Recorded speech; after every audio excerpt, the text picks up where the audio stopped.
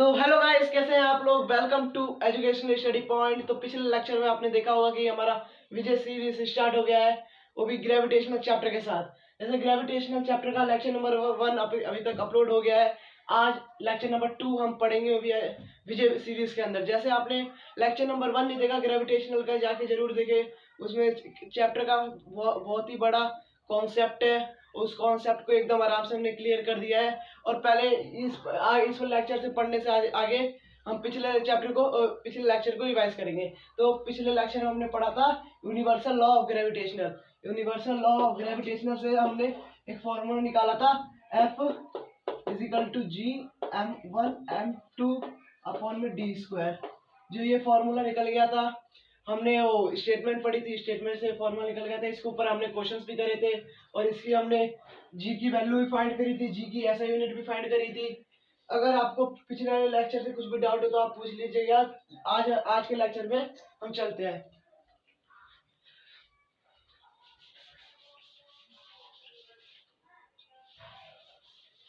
तो आज का लेक्चर हमारा एक्सेलरेशन ड्यू टू ग्रेविटी। ये एक्सेलरेशन ड्यू टू ग्रेविटी नाम तो इजी है, लेकिन इसका समझ नहीं पाते बच्चे। जैसे मैं भी नहीं समझ पाया था शुरू में, लेकिन अब मुझे समझ आ गया है। Acceleration due to gravity, gravity के द्वारा एक्सेलरेशन। इसको पहले हिंदी में बोलिए, ग्रेविटी के द्वारा एक्सेलरेशन। जो ग्रेविटी हम पे फोर्स लगा रही है ना, मैंने कल बताया था कि पिछले लेक्चर मैंने आपको बताया था कि अर्थ हमारे ऊपर एक फोर्स लगाती है, उसका नाम है ग्रेविटी। ग्रेविटी हमारे ऊपर एक फोर्स लगा रही है, उसी ग्रेविटी की वजह से जो एक्सेलरेशन होती है उसको ही हम कहते हैं एक्सेलरेशन ड्यू टू ग्रेविटी। चाहे तो चलो ये पढ़ते हैं हम। Acceleration due to gravity is acceleration gain. Acceleration gain करती है बाय एन ऑब्जेक्ट, एक ऑब्जेक्ट। इसका मैं इस स्टेटमेंट का मतलब समझाता हूँ। एक ऑब्जेक्ट एक्सेलरेशन गेन करता है, वो भी ग्रेविटेशनल फोर्स के द्वारा। नहीं आया समझ? ये ऑब्जेक्ट एक्सेलरेशन गेन कर रहा है, नीचे गिर रहा है, मतलब नीचे तो इसके ऊपर ग्रेविटी एक्सेलरेशन गेन कर रहा है, वो भी नीचे वाली फोर्स के द्वारा, नीचे ग्रेविटेशनल फोर्स के द्वारा ये ऑब्जेक्ट एक्सेलरेशन गेन कर रहा है, उसे ही हम कहते हैं एक्सेलरेशन ड्यू टू ग्रेविटी। इसको 2 बार पढ़िए, जो मैंने कहा उसको 2 बार रिपीट करिए अपने साथ। Acceleration gain by an object due to gravitational force. एक ऑब्जेक्ट एक्सेलरेशन गेन कर रहा है, वो भी ग्रेविटेशनल फोर्स के द्वारा, तो उसे ही हम कहते हैं एक्सेलरेशन ड्यू टू ग्रेविटी। ये तो इसका सिंपल अर्थ है, ग्रेविटी के द्वारा एक्सेलरेशन। जो भी ग्रेविटी के द्वारा एक्सेलरेशन होती है उसे ही हम कहते हैं एक्सेलरेशन ड्यू टू ग्रेविटी। अब हमें पता है, इसको हम डिनोट करते हैं छोटे जी से। छोटा जी और बड़ा जी। बड़े जी हम पढ़ चुके हैं कैपिटल जी, और यह है स्मॉल जी। हमने पिछले लेक्चर में देखा था यूनिवर्सल लॉ ऑफ ग्रेविटेशन, उसे हम कहते हैं बड़ा जी, और इसे हम कहते हैं एक्सेलरेशन ड्यू टू ग्रेविटी, इसे कहते हैं स्मॉल जी। Small G capital G. तो इसमें कभी डाउट मत होगी कि दोनों एक ही है, दोनों अलग अलग है। ये तो एक लॉ है, यूनिवर्सल लॉ ऑफ ग्रेविटेशनल। ये तो पूरी ब्रह्मांड में एक जैसा रहता है, लेकिन ये हमेशा एक जैसा नहीं रहता। अभी हम करते हैं इसके ऊपर क्वेश्चन। जैसे ये जी है, तो हमें पता है जी है, मतलब ये एक्सीलरेशन है। तो एक्सीलरेशन हमें हमेशा ऐसा यूनिट क्या होती है एक्सीलरेशन की, हम पुराने लेक्चर चैप्टर में पढ़ के आए हैं। एक्सीलरेशन की ऐसा यूनिट होती है मीटर पर सेकंड स्क्वायर।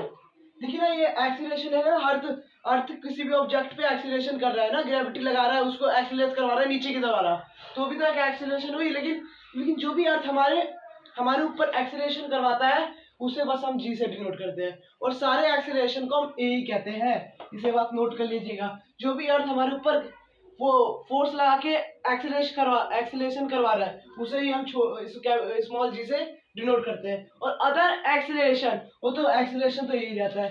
इतना में समझ आ गया। इसकी ऐसा यूनिट होती है, और इसको डिनोट किससे किया जाता है, डिनोटेड बाय जी। जैसे हमने यहाँ पे देख ही लिया, डिनोटेड बाय जी करा जाता है। और मैं आपके अब ये पूछेंगे, ये एक्सीलरेशन है, ये नेगेटिव होगी पॉजिटिव, नहीं सॉरी, ये स्केलर क्वांटिटी होगी वेक्टर क्वांटिटी। स्केलर और वेक्टर क्वांटिटी हम पढ़ के आए हैं। स्केलर वो क्वांटिटी होती है जिसके बस मैग्नीट्यूड होती है, बस कुछ वैल्यू होती है। जैसे 295 एक वैल्यू है, जैसे 295 एक वैल्यू है, इसके से डायरेक्शन काम नहीं करी, मान लो सीधे जा रहा है, सीधे ही जा रहा है। लेकिन ये स्केलर क्वांटिटी और वेक्टर क्वांटिटी होती है मैग्नीट्यूड के साथ डायरेक्शन। मान लीजिए ये फोर्स लग रही है इस साइड और एक्सेलरेशन कर गई इस साइड, तो ये अलग है, उसे हम कहते हैं वेक्टर क्वांटिटी। इसके साथ मैग्नीट्यूड भी ध्यान दिया जाता है और डायरेक्शन, डायरेक्शन मतलब प्लस या माइनस। 295 प्लस का है माइनस का है, ये this is a vector quantity का एक एग्जांपल है। तो हमें पता है कि एक्सीलरेशन को हम किससे डिनोट करते हैं। एक्सीलरेशन हमने पढ़ रखा है पुराने चैप्टर में कि acceleration this is a vector quantity, ये एक वेक्टर क्वांटिटी होती है। तो वेक्टर क्वांटिटी, ये वेक्टर क्वांटिटी होती है। हमें इतना पता है कि भाई एक्सीलरेशन है, लेकिन अर्थ द्वारा एक्सीलरेशन करा जा रहा है इसका, तो इतना हमें समझ आ गया कि एक्सीलरेशन ड्यू टू ग्रेविटी क्या होता है। ग्रेविटी के द्वारा जो भी एक्सीलरेशन होता है उसे हम एक्सीलरेशन ड्यू टू ग्रेविटी होता है। इसे जल्दी से नोट डाउन कर लीजिए। नोट डाउन कर लिया होगा, नहीं तो स्क्रीनशॉट ले लिया होगा। चलते हम आगे बढ़ते हैं। अब ये एक्सीलरेशन ड्यू टू ग्रेविटी पढ़ेंगे, लेकिन अब ये तो हमें पता चल गया भाई इसकी ऐसा यूनिट, इसका ये डेफिनेशन पेपर में आएगा तो क्या लिखेंगे। अगर नहीं लिया स्क्रीनशॉट तो दोबारा पीछे करके ले लीजिएगा। एक्सीलरेशन ड्यू टू ग्रेविटी हो गया। अब हम पढ़ेंगे ये एक्सीलरेशन जो ड्यू टू ग्रेविटी है, कैलकुलेट इसकी वैल्यू, कैलकुलेट क्या कैसे करते हैं। हम पढ़ेंगे टू कैलकुलेट वैल्यू ऑफ जी। हम कैलकुलेट करेंगे वैल्यू ऑफ जी। इसकी कैलकुलेट करना बहुत इजी है, इसमें कुछ भी घबराने की बात नहीं है। देखिए इसकी कैलकुलेट करने से पहले इसका फॉर्मूला भी होता है, फॉर्मूला भी जान लेते हैं। तो ये तो हम करेंगे। अब यहाँ पर हम इसका फॉर्मूला जान लेते हैं। Formula of G. अब देखिए हमने पढ़ा है पिछले लेक्चर में, force is equal to G m1 m2 upon में डी स्क्वायर। हमने फोर्स के बारे में पढ़ा ही है कि अर्थ हमारे जो ग्रेविटेशनल फोर्स होती है इसका फॉर्मूला ये होती है। और नॉर्मल फोर्स जो हर ऑब्जेक्ट पर हम लगाते हैं या लगती है, force is equal to M A, हमें पता है। तो मैं force is equal to M A नहीं लिख सकता, लिख सकता हूँ। तो M A is equal to G m1 m2 upon में डी स्क्वायर थे यहाँ पे, डी स्क्वायर। देखिए अब हम बात कर रहे हैं, फॉर्मूला निकालने जा रहे हैं एक्सीलरेशन ड्यू टू ग्रेविटी का, मतलब जी का। तो एक्सीलरेशन की हम बात करें तो मैंने कहा है जो भी अर्थ द्वारा एक्सीलरेशन ग्रेविटेशनल फोर्स हमारे ऊपर एक्सीलरेट करवाती है उसमें तो हम ए नहीं जी लेते हैं, एक्सीलरेशन नहीं कहते, उससे हम एक्सीलरेशन ड्यू टू ग्रेविटी बन जाता है तब, तो इसको मैं जी कह सकता हूँ। अब देखिए जो ये m1 है ना, ये m1 हम ये अर्थ की कैलकुलेट कर रहे हैं। रुक जाइए यहाँ पे लिख देता हूँ, फोर्स जी ऑफ जी अर्थ, हम जो जी फाइंड कर रहे हैं वो हम अर्थ की कर रहे हैं। तो यहाँ पे मास किसका लेंगे और जो डिस्टेंस है वो किसका लेंगे, अर्थ का लेंगे।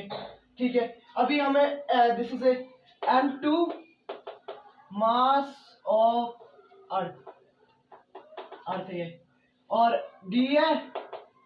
नहीं, हमने पढ़ा है कि जब भी हम किसी दो, ये हमने फॉर्मूला सीख रहे थे, तो हम क्या लेंगे, अर्थ, दिस इज ये एक अर्थ है, ये रेडियस है, और कभी भी हम जो इसका बीच का डिस्टेंस लेते हैं ना, इसके बीच से लेते हैं। मान लीजिए हीरा, तो इसका हम इधर से नहीं लेंगे ना, इधर से लेंगे ना कहीं से, इसके सेंटर से, इसके भी सेंटर से बीच का डिस्टेंस लेते हैं इस वाले फॉर्मूले में, डी स्क्वायर।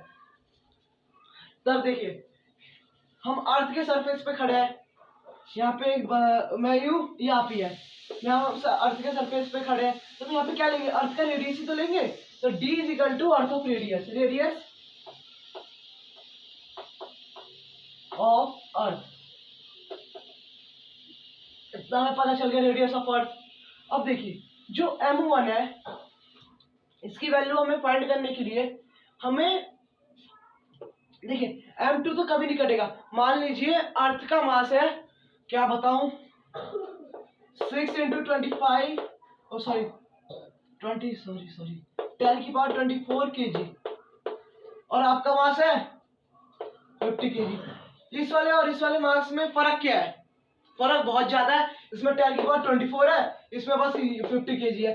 तो हम अपनी मास को ना नेगलेक्ट कर सकते हैं,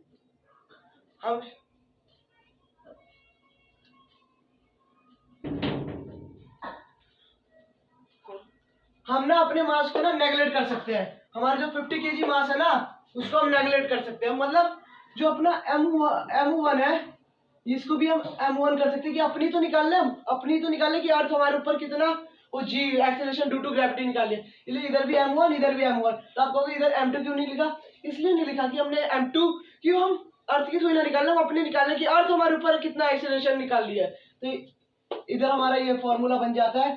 तो इधर जो M1 है, M1 उधर जाके कर जाएगा कट्टे साउथ, ये सिंपल बात है। तो G of earth is equal to Gm2 d square. अब चाहिए तो आप इसको हटा भी दीजिए अर्थ को, कि अगर ये मास ऑफ प्लैनेट, कोई से प्लैनेट का, मान लीजिए आपको मून की निकालनी हो, universal law of gravitation always same is a constant value planet of mass. मान लीजिए आप मून का निकालें, मून का यहाँ पे रखिए मास और मून का रेडियस रख दीजिए, कि मून के सरफेस पे तो हम खड़े होंगे, तो मून का रेडियस रख दीजिए, उसका स्क्वायर कर दीजिए। तो ये हमारा G इज इक्वल टू हो जाता है, G इज इक्वल टू हमारा हो जाता है G is equal to Gm upon में d स्क्वायर। ये G के हमने आज वैल्यू फाइंड कर ली। इसे लिख दीजिए, इसको मैंने बहुत डिटेली पढ़ाया है। डिटेल तो मतलब एकदम समझ के भी हो सकता था, लेकिन मैंने एकदम समझा दिया है। ये हमने G की फॉर्मूला निकाल लिया। अब हम निकालेंगे to calculate value of G। तो जल्दी से नोट डाउन करिए, नोट डाउन कर लिया होगा सब लोगों ने। ये भी मिल गया, ये फॉर्मूला भी हो गया। अब हमें कैलकुलेट ऑफ G, कैलकुलेट, एक हेडिंग डाल दीजिए, कैलकुलेट वैल्यू ऑफ G। ये हमें कैलकुलेट करना है। तो वेरी सिंपल, हमने G का फॉर्मूला निकाला था, G is equal to G is equal to capital G, M small लिख दीजिए, कैपिटल कुछ भी लिख दीजिए, अपॉन में d स्क्वायर। अब देखिए हमें किसका निकालना है? अर्थ का निकालना है, कि अभी हम अर्थ पे रहते हैं तो अर्थ का निकालना सबसे ज्यादा जरूरी है। तो यहाँ पे हम लेंगे G of earth acceleration due to gravity, E लिख रहा हूँ, E is equal to earth short form is equal to G always constant रहेगा, और मास किसका रहेगा?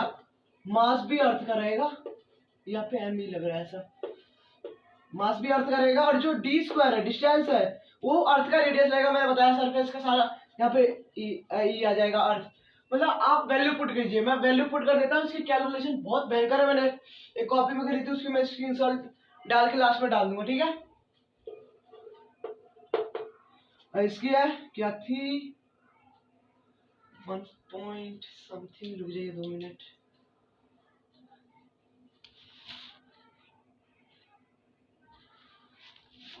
इसकी वैल्यू थी 6 पॉइंट, चलो 6 पॉइंट, हाँ 67 इंटू 10 की पावर -11। इसे याद करना जरूरी होता है।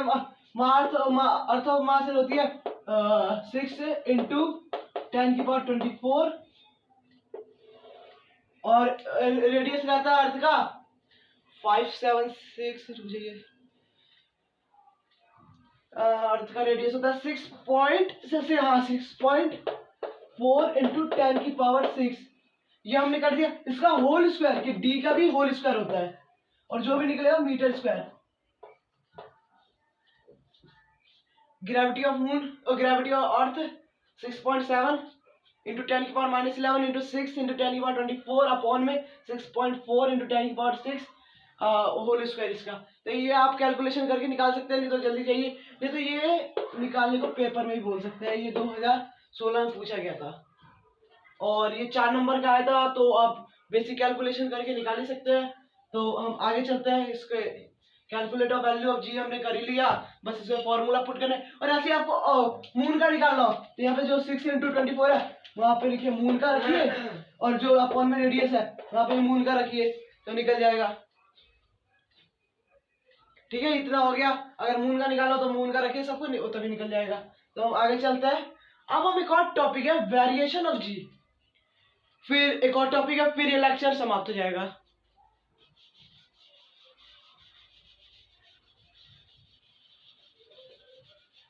अब हम पढ़ेंगे वेरिएशन। अर्थ ही, हमें तो पता है भाई जी है हमेशा कांस्टेंट नहीं रह पाएगा, हमेशा चेंज होता रहता है। क्यों? कि दूसरे प्लेनेट का मास कुछ अलग है, दूसरे प्लेनेट का रेडियस कुछ अलग है, तो उसकी कैलकुलेशन करने पे जी की वैल्यू उधर कुछ और ही आएगी। ठीक है, तो हम यहाँ पे पढ़ेंगे वेरिएशन, टॉपिक डाल लीजिए वेरिएशन ऑफ जी। वेरी कब कब होता है जी, तो हमें पता है कब कब, हमें अर्थ पे निकालना है, मून का तो कुछ करेंगे नहीं, हमें पता है दूसरे प्लेनेट पे तो वेरिएशन होता है। अब हम पढ़ेंगे वेरिएशन ऑफ जी इन अर्थ, अर्थ पे कब कब होता है वेरिएशन। तो गाइस हम पढ़ रहे थे वेरिएशन ऑफ जी, तो वही हम कंटिन्यू करते हैं कि वेरिएशन ऑफ जी इन अर्थ, अर्थ पे जी कब कब बदलता है। तो हमें पता है जो हमारा अर्थ है वो गोल शेप का नहीं है, वो एक अंडे का शेप, जैसे अंडे का शेप ऐसे होता है, वैसे मतलब ऐसे शेप में है अपना अर्थ। तो ये अपना this is the centre of earth, ऐसे हम मैं अनुमान लगा रहा हूँ। तो यहाँ पे इसका रेडियस और यहाँ पे इसका रेडियस, तो ये तो इक्वेटर है अपना, हमें पता ही अपना इक्वेटर है। और ये जो है ये अपने पोल्स है, नॉर्थ पोल और south pole, south pole north pole, इतना हमें पता है। इसको मिटा देता हूँ। जो यहाँ पे अपना रेडियस है ना, मतलब जो अपना स्फीयर है इसका रेडियस है ना उसका कम है, मतलब अर्थ है ना पोलों पे अपना रेडियस ना कम रहता है, और जो इक्वेटर पे अपना रेडियस रहता है ना, यहाँ पे जो रेडियस है ये ज्यादा रहता है। मतलब कुछ समझ आया? जो पोलों पे अपना रेडियस है वो कम रहता है, इसलिए इधर जो जी रहेगा उधर इधर ज्यादा रहेगा। समझ नहीं आएगा, इधर रेडियस कम रहता है तो इधर जी कैसे ज्यादा है, तो मैं समझाता हूँ। जितना हम अपने अर्थ से दूर दूर ऊपर ऊपर जाएंगे ना, मतलब यहाँ पे हमने, और जैसे हमने यहाँ पे कहीं बुर्ज खलीफा है, तो यहाँ पे जो अपनी जी है ना, यहाँ से जी है ना ये और भी कम हो जाएगी। मतलब जितना हम अपने अर्थ के सेंटर से दूर जाएंगे उतना जी में कम, जी कम होता रहता है। जितना हम अपने अर्थ के सेंटर से दूर दूर जाते हैं ना उतना जी में जी कम होता रहता है। ये समझिए, यहाँ पे इक्वेटर है, यहाँ पे आर है ज्यादा, तो यहाँ पे जी है कम, यहाँ पे आर है कम तो जी है ज्यादा। तो मैं लिख देता हूं pole, pole radius, pole radius is कम, तब एक्सीलरेशन ड्यू टू ग्रेविटी ज्यादा, और दिस इज ए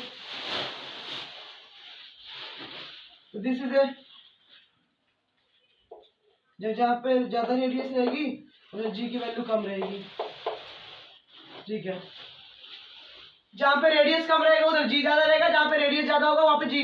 लेकिन ना इधर जो फर्क आता है ना वो एकदम जैसे हमारा 9.8, वहां पे हमने जो कैलकुलेशन करी थी उसका सिंप्लीफाई होके 9.8 मीटर पर सेकेंड स्क्वायर समथिंग आया था, लेकिन मैंने करी नहीं थी, वो कैलकुलेटर में हो जाती, 9.8 समथिंग आता। ऐसे ही जहाँ पे रेडियस कम होगा वहां पे जी की वैल्यू और इतनी रहेगी, मैक्सिमम इतनी है, और जहाँ पे रेडियस ज्यादा रहेगा वहां पे जी की वैल्यू ना 9.6 हो जाती है। लेकिन पूरे अर्थ पे तो अलग अलग चलती रहती, इसलिए हमने अप्रोक्सीमेट असली वैल्यू मान लिया 9.8 मीटर पर सेकेंड स्क्वायर।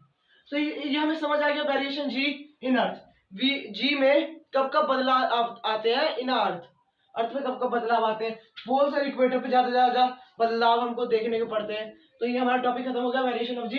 अब हम दो टॉपिक और पढ़ेंगे, capital G, difference between small G. तो चलते हैं वो वाला टॉपिक करते हैं, फिर ये वाला लेक्चर भी अपना खत्म हो जाएगा, इसमें हमारा चैप्टर फिर खत्म ही हो जाएगा जल्दी जल्दी, ऐसे ही करते करते विजय बैच सीरीज के अंदर।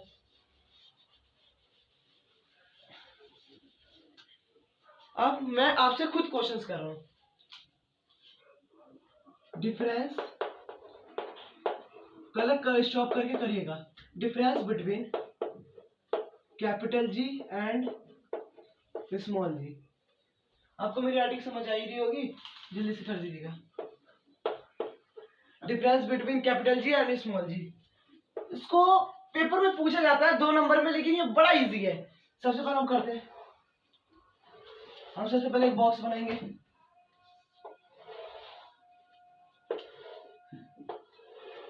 ये अपना जी, ये अपना स्मॉल जी, कैपिटल जी स्मॉल जी। सबसे पहले जो बड़ा कैपिटल जी होता है इसको हम कहते हैं यूनिवर्सल लॉ ऑफ ग्रेविटेशन, और इसे हम कहते हैं एक्सीलरेशन ड्यू टू ग्रेविटी। इतना तो हमें पता है, इतना तो इसका नाम ही है, इनका फुल फॉर्म ही है, ठीक है। अब ये जो यूनिवर्सल लॉ ऑफ ग्रेविटेशनल है ना, कैपिटल जी, ये is a always constant, is a in the universe always constant in the universe. हमें पता है, कहीं ब्रह्मांड में चेंज होता, हमने लेक्चर नंबर 1 देखा था। In the universe always constant, और ये vary to vary place to place. हमने तो अर्थी पे इसका वेरी करवा दिया, अर्थी पे ये वेरिएशन करता है, तो अलग प्लेनेट पे तो इसका और ही कुछ हो रहा होगा। वेरिएशन हो vary to place, vary place to place. अब इसकी लिख दीजिए आप, ऐसा यूनिट लिख दीजिए, इसकी ऐसा यूनिट है, इसकी ऐसा न्यूटन मीटर स्क्वायर पर केजी स्क्वायर। इसके ऐसा यूनिट है मीटर पर सेकंड स्क्वायर। और लिख दीजिए, इसे डिनोट करा जाता है कैपिटल जी से स्मॉल जी से। एक दो टॉपिक और होंगे, फिर हमारा इसी के साथ ये लेक्चर, सेकंड नंबर लेक्चर हमारा ये कंप्लीट होता है, डिफरेंस बिटवीन। आज हमने इसके अंदर 4 कॉन्सेप्ट पढ़े, और लास्ट में कॉन्सेप्ट लिख देता हूँ आपको, पूरा लेक्चर सारा समझ आ जाएगा। लास्ट में टॉपिक को लिख दीजिएगा कि ये आपने पढ़ा। इसमें पढ़ा एक्सेलरेशन ड्यू टू ग्रेविटी। अब फिर हमने पढ़ा था टू कैलकुलेट भी हमने करा वैल्यू ऑफ जी। अब हमने पढ़ा था variation of G, very of G in earth. फिर हमने लास्ट में डिफरेंस कर लिया, डिफरेंस